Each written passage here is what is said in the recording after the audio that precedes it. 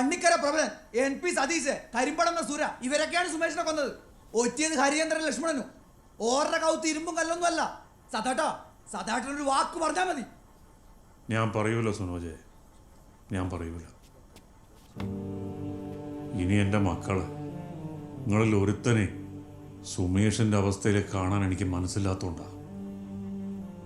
വയസ്സായില്ലേടോ, മനസ്സുറപ്പ് കുറയുന്നതായിരിക്കും.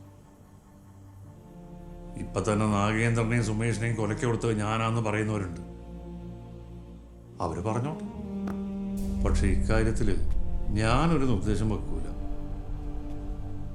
ആ കേറി വാ.